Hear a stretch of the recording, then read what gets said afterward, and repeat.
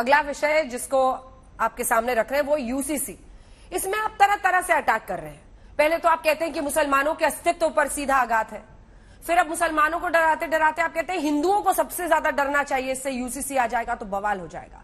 अगर देश में हर नागरिक के लिए एक समान कानून हो, एक देश एक कानून हो जो बराबरी से हिंदुओं और मुसलमानों पर लागू होगा, तो इसमें क्या तकलीफ है? क्यों डरा रहे हैं आप हिंदुओं को या मुसलमानों को?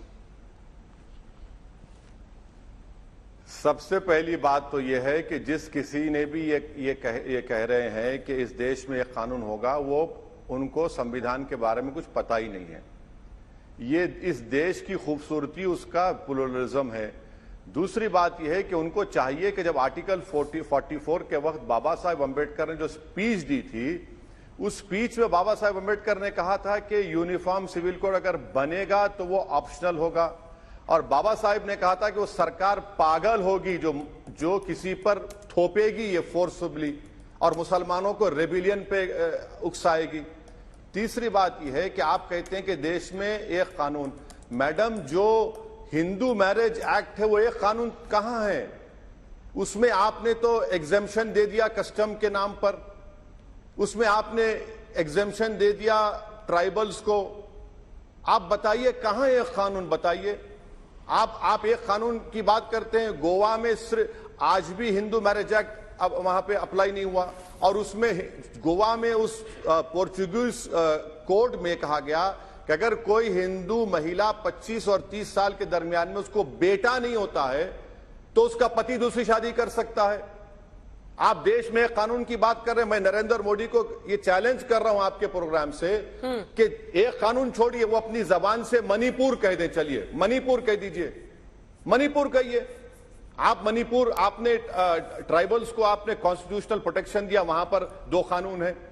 आपने आदिवासियों को एग्जेम्पशन दिया, वहां पर 2 कानून है। झारखंड में छोटा नागपुर एक्ट है, संथाल प्रेगनेंसीज एक्ट है, 2 कानून है वहां पर। हिंदू अनडिवाइडेड फैमिली है जो सिर्फ हिंदुओं को मिलता है टैक्स रिबेट। 2015 में इनकम टैक्स में 3065 करोड़ का रिबेट दिया, 2 कानून हो गए आपके।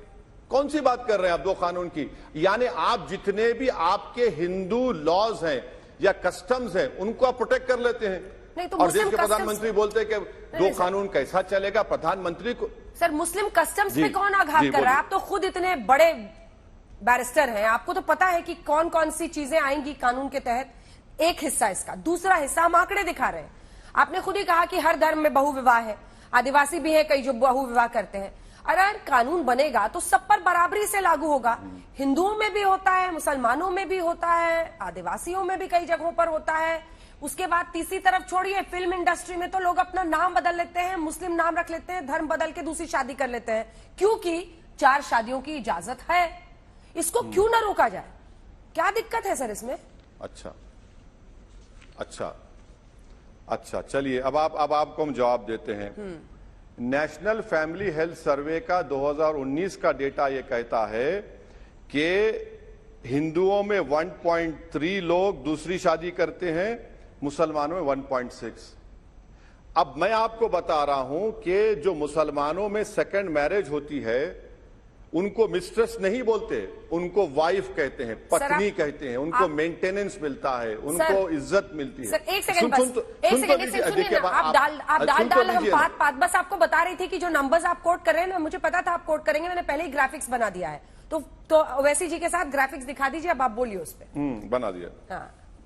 अच्छा, एक और आपने एक और ग्राफिक नहीं बताया। अब मैं आपके टीम के इल्म में इजाफा कर रहा हूं, उनको ज्ञान दे रहा हूं। 2011 का जो सेंसस हुआ, उनको पूछिए कि भैया कितने हिंदू पुरुषों की कितने हिंदू महिलाओं की शादी हुई है, और जब उन दोनों की शादियों के आंकड़े आप निकाल लेंगे मैडम, हाँ। तो 43,56,290 महिलाओं ने ज्यादा शादी की हिंदू महिलाओं में। तो इसका मतलब क्या निकला कि या तो वो सेकंड मैरिज में है या फिर धर्म परिवर्तन कर लिए। अच्छा है, उन पर भी बंद लगेगा। अब आप बताइए कि मेरा सिस्टम सुने नहीं सुन अरे बंद लगा हुआ है उस पर बंद लगा हुआ है मैडम। हिंदू मेल्स दूसरी शादी नहीं कर सकता। मेल या इसके फीमेल? बावजूद भी हो रहा है ये। आप मेल या बोलते फीमेल? चाइल्ड मैरिज, अब सुनिए, अब चाइल्ड मैरिज का आप ले लीजिए।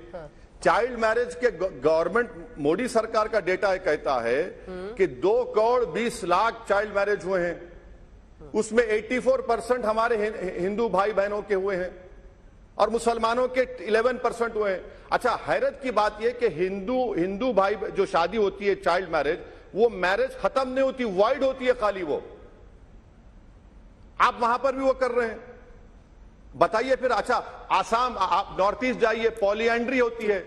मध्य प्रदेश में जबुआ धार में एक महिला को शादी के बाद और एक पति को चूज करने की इजाजत है। मैं ये कह रहा हूं कि ये देश, इसकी खूबसूरती इसका प्लुरलिज्म है। आप अपना मेजॉरिटेरियन मोरालिटी किसी पर इंपोज मत करिए। आप इंपोज करना चाह रहे हैं।